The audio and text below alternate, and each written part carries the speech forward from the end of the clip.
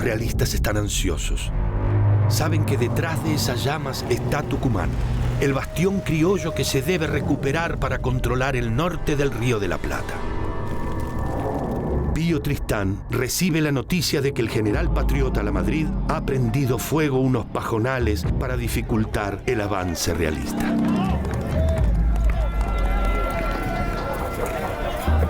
¡Que se cierran todos los caminos!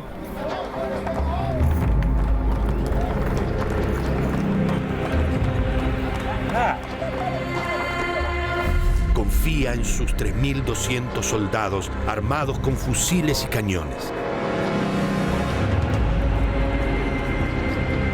Sabe que los soldados criollos apenas son la mitad. Están cansados y la mayoría solo portalanzas.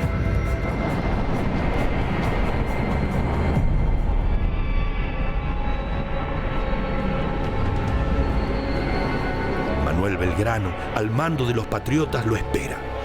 Comprende que hoy se decide el destino de la independencia. Una derrota sería el fin de la libertad americana. El enemigo cruza el fuego. La batalla de Tucumán comienza.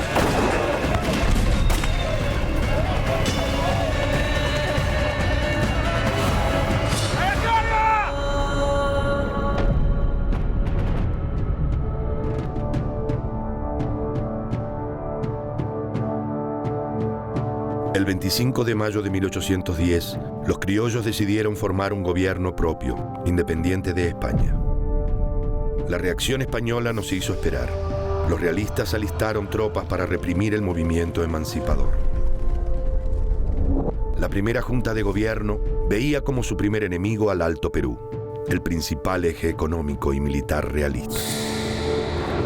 El resultado de este diagnóstico fue la expedición de auxilio al Alto Perú, que se transformó en el Ejército del Norte. Su objetivo era amenazar el baluarte realista de Lima. Otras ciudades a las que se enviaron misiones fueron Montevideo y Paraguay. El motivo era claro. Desde el puerto de Montevideo se podía dominar todo el Río de la Plata.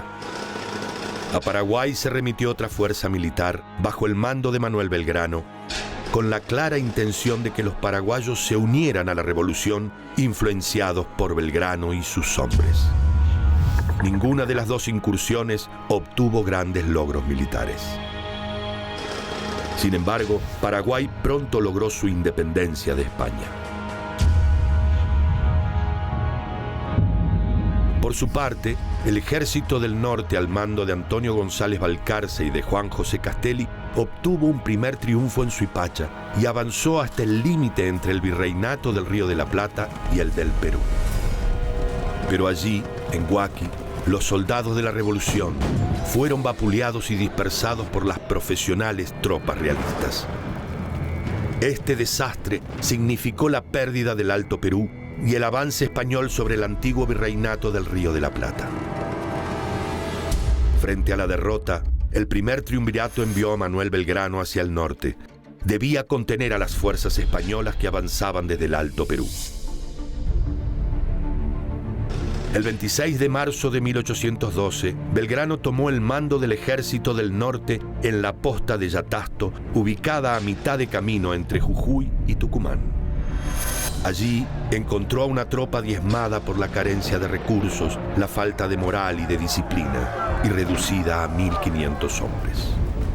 Las palabras de Belgrano fueron elocuentes: un cuerpo enteramente inerme y casi en nulidad. Sin embargo, el nuevo general en jefe contaba con los mejores hombres de armas de la patria. Allí estaban Eustaquio Díaz Vélez, Juan Ramón Balcarce, Manuel Dorrego, José María Paz y Gregorio Araoz de Lamadrid. Belgrano tenía dos preocupaciones: elaborar un plan de defensa para contener al enemigo y apuntalar su ejército. El ejército realista se había desplegado por toda la región y ejercía represalias contra las poblaciones que habían abrazado la revolución. La estrategia defensiva de Belgrano consistió en avanzar hacia Jujuy. De este modo, podía defender a los pobladores de los ataques españoles y además dominar la quebrada de Humahuaca. Esta tarea fue cumplida por el coronel Juan Balcarce al mando de un contingente integrado por el batallón de pardos y morenos y los regimientos de húsares y dragones que constituían la mitad del ejército. Allí se sumaron las primeras partidas de gauchos que darían forma al afamado cuerpo de infernales de Güemes. Con la ayuda de vaqueanos, Belgrano confeccionó una especie de carta topográfica de la quebrada. El líder patriota confiaba en detener la marcha de los españoles mientras reorganizaba sus tropas. Mientras tanto, en Jujuy, el general Belgrano procedió a reconstruir el ejército del norte. Ante la carencia de armas de fuego para la caballería, la dotó de lanzas. Mientras Belgrano se esforzaba en estimular un ejército casi destruido, en Buenos Aires los actores políticos se alejaban cada vez más del líder patriota. El primer triunvirato estaba formado por sectores mercantiles porteños que deseaban profundizar los vínculos con Inglaterra y centralizar las actividades en Buenos Aires, desprotegiendo al resto de las provincias. Entre los miembros del primer triunvirato se encontraban Juan José Paso, Feliciano Chiclana y Manuel de Zarratea. Pero el ideólogo de la estrategia era el secretario Bernardino Rivadavia. La propuesta militar de Rivadavia consistía en replegarse hacia Buenos Aires para custodiar la capital ante posibles incursiones realistas, lo que dejaría sin defensa al resto de las provincias revolucionarias. Estas perderían el apoyo económico militar de los ejércitos de la patria, quedando a merced del enemigo. Belgrano proponía lo contrario: dar batalla al enemigo en el norte y proteger a las provincias que estaban padeciendo las represalias españolas. Esta postura fue observada por Belgrano en una carta del 6 de mayo al triunvirato. Me hierve la sangre al observar tanto obstáculo, tantas dificultades que se vencerían rápidamente si hubiese un poco de interés por la patria. La preocupación de Belgrano se fundaba en que el avance español en el norte era despiadado.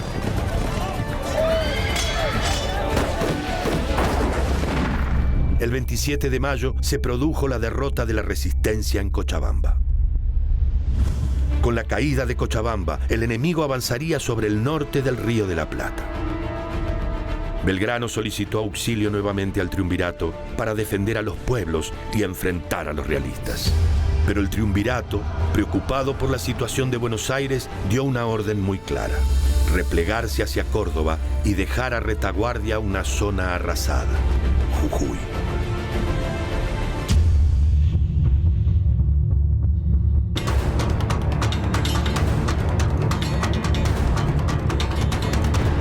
El fuego de los patriotas se enciende con el primer cañonazo sobre los realistas. En los ojos del general Belgrano se adivina la furia. ¡Vamos! No hay tiempo de vacilación, matar o morir. La revolución está en juego. Aunque son apenas la mitad de los soldados españoles, llevan en ellos el fuego sagrado de la patria.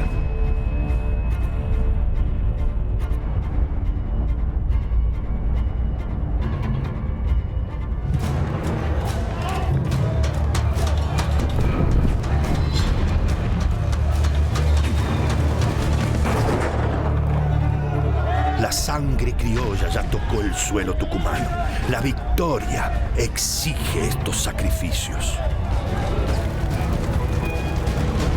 Belgrano intuye su destino: vencer o morir luchando.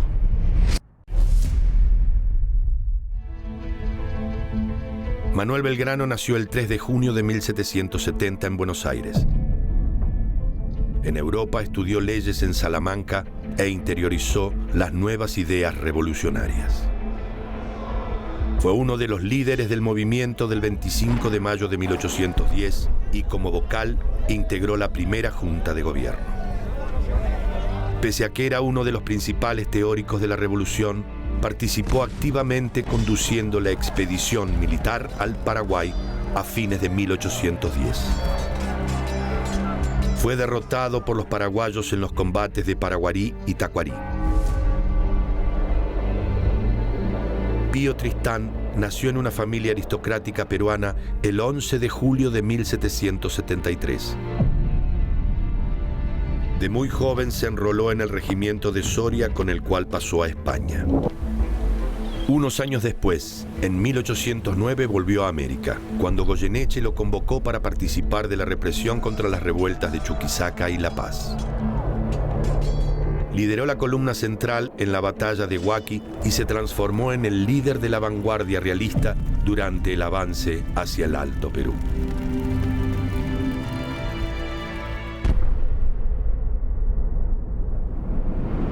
A fines de julio, las tropas realistas se aproximaron a Humahuaca.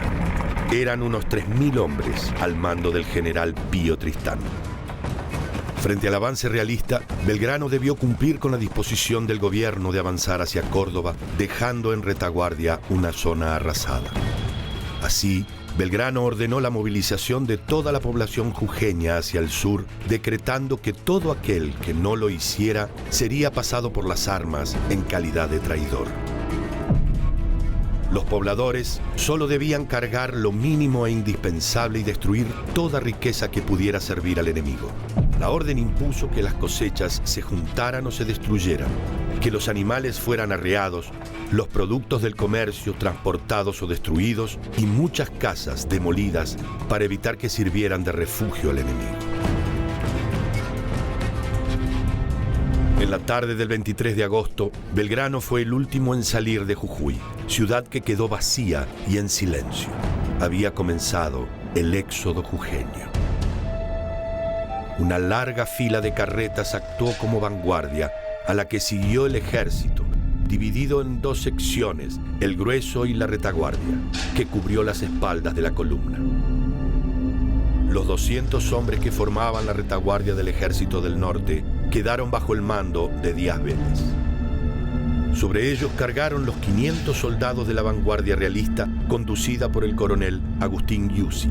La retaguardia patriota se desbandó. Ante el avance realista, Belgrano decidió sorprender al enemigo en el río Las Piedras, en Salta. El líder patriota desplegó su fuerza sobre la vera del río Las Piedras, en donde la vegetación de los bosques que cubría el curso del agua servía de parapeto a las tropas.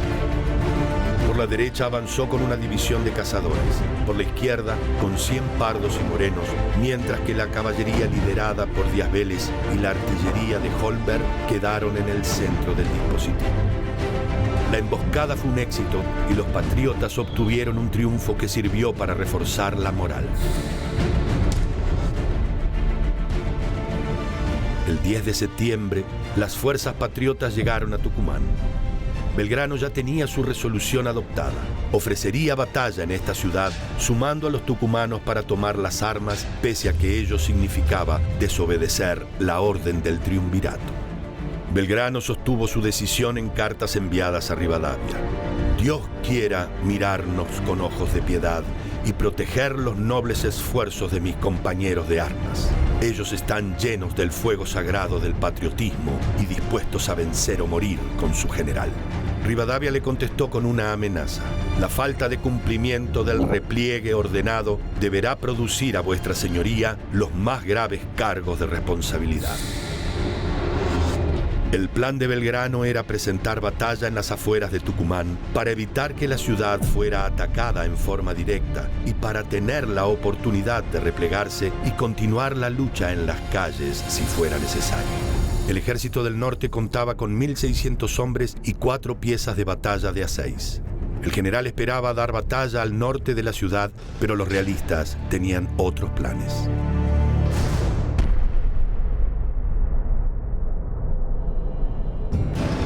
Las fuerzas realistas contaban con 3.200 hombres y 13 cañones de diverso calibre. La infantería española estaba provista de fusiles. Los fusiles medían 1,40 metros de alto y pesaban entre 4 y 5 kilos. Eran modelos de chispa y avancarga.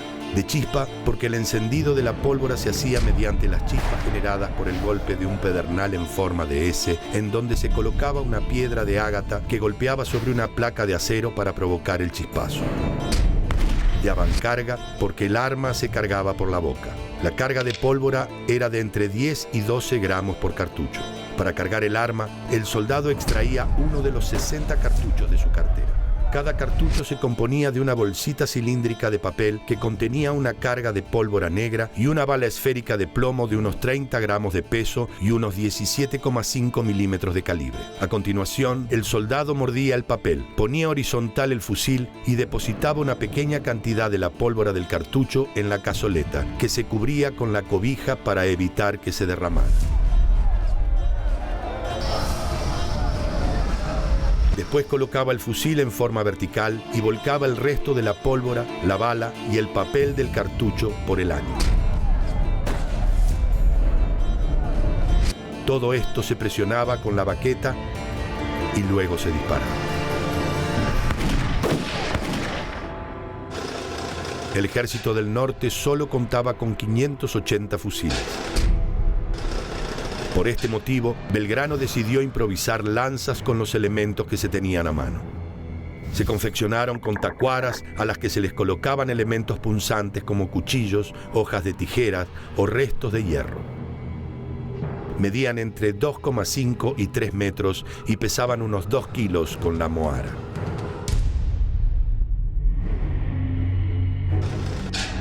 Los realistas arribaron a Nogales, 20 kilómetros al norte de la ciudad de Tucumán.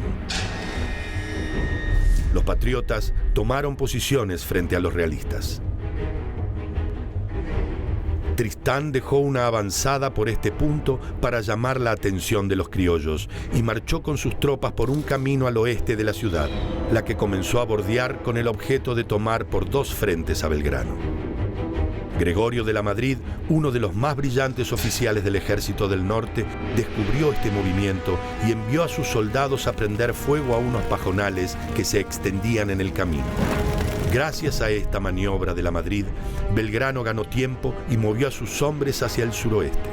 Antes de la llegada de los realistas, los 1.600 patriotas estaban desplegados en el campo. La infantería se dividió en 3 columnas ubicadas al centro, la de la derecha, liderada por el sargento mayor Carlos Forrest, la central, bajo las órdenes del coronel Ignacio Warnes, y la izquierda, a cargo del coronel Juan Superi. Sobre cada una de las alas se ubicaron fuerzas de caballería. Por su parte, en la retaguardia, ubicó a la caballería de reserva al mando del sargento Diego Balcarce y a la infantería de reserva bajo las órdenes del teniente coronel Manuel Dorrego. Los realistas atravesaron la columna de humo generada por la Madrid y desembocaron sobre el campo de batalla con su artillería montada intacta, pero con los infantes sin haber cargado las armas, ya que no esperaban encontrar desplegado al ejército rival. Después de tanto esfuerzo, Belgrano y los patriotas vislumbraban la promesa de una victoria. Los soldados criollos rompieron el fuego con sus 4 diminutas piezas de artillería y barrieron algunas líneas realistas. Los españoles, irritados por este daño, se lanzaron sobre la infantería rival. En ese momento, Belgrano mandó a su infantería a repeler el ataque, dirigiendo su movimiento contra el centro enemigo. Además ordenó que Balcarce abandonara la retaguardia y cargara por el flanco izquierdo de la infantería enemiga. Pero la superioridad numérica y profesional de los realistas puso en una comprometida situación a los patriotas. Sobre el extremo izquierdo, los infantes fueron dispersados y arrollaron en su huida a la caballería de aquel costado. Por el centro, la infantería liderada por Warnes retrocedió en el terreno. Este repliegue de Warnes dejó a la columna de Forrest en una compleja situación. Si bien pudo sostener el ataque español, su izquierda quedó desguarnecida. En pocos minutos, la fuerza de infantería patriota había perdido a 400 de sus 600 hombres.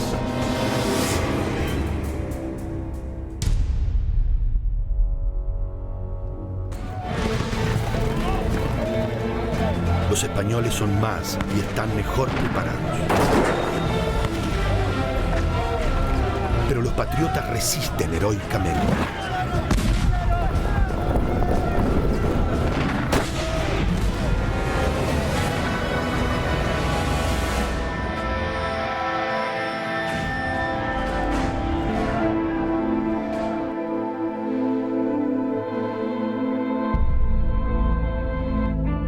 El general Belgrano maldice la fortuna.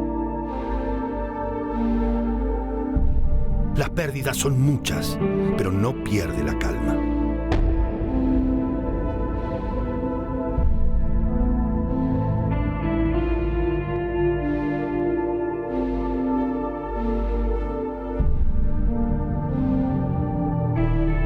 Sabe que en la retaguardia está Manuel Dorrego con su bravura y sus soldados que nada temen. ¡Vamos, que espera que nos suba el carajo! ¡Vamos!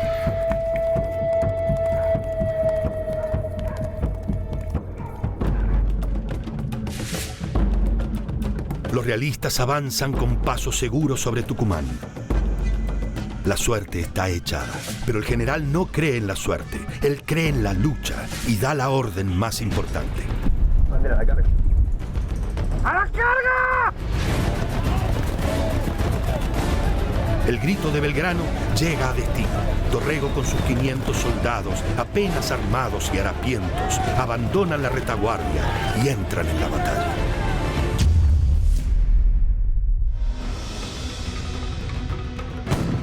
Por el centro de la batalla, las columnas de Forest y Warnes estaban a punto de sucumbir. En aquel instante, el jefe de la retaguardia, Dorrego, avanzó con sus fuerzas para sostener el centro. Sus infantes eran los peores armados. Pocos tenían fusiles y predominaban las espadas, los machetes y unas pocas bayonetas. Sin embargo, Dorrego avanzó al frente de sus hombres como un torbellino por la izquierda de Forest. Al ver la carga de Dorrego, los infantes de Forest también se lanzaron al contraataque, mientras que Warnes, luego de reorganizar su columna algo más a retaguardia, volvió al frente. Mientras desde la derecha patriota se restablecía el combate, surgió la caballería de Balcarce cargando desde el flanco izquierdo. Las fuerzas realistas comenzaron a huir en desbandada. La batalla ya estaba resuelta.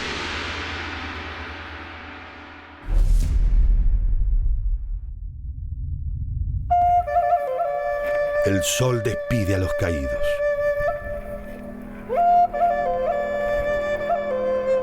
El general Belgrano está exhausto, pero confiado. La revolución sobrevive. Las armas realistas no alcanzaron contra el fuego sagrado de la libertad.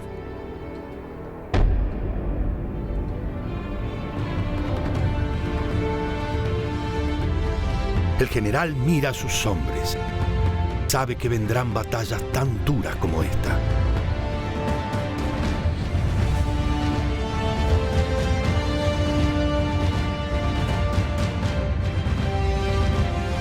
No pierde tiempo.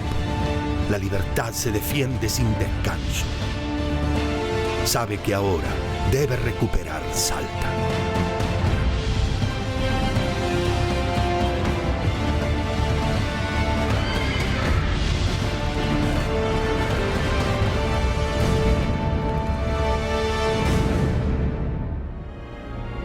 El triunfo en Tucumán fue la victoria más importante de la Guerra de la Independencia. Una derrota hubiera significado la pérdida de todo el norte y del centro del país y una posible recuperación realista de Buenos Aires. Con su desobediencia, acompañada por la voluntad combativa de tucumanos, salteños y jujeños, Belgrano demostró que la estrategia militar del primer triunvirato de replegarse hacia Buenos Aires carecía de lógica militar.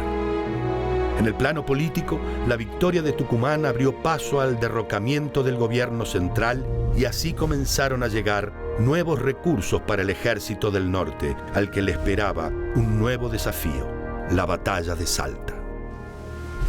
Otros vientos soplaban para la emancipación. El atardecer de Tucumán trajo una brisa fresca para la revolución.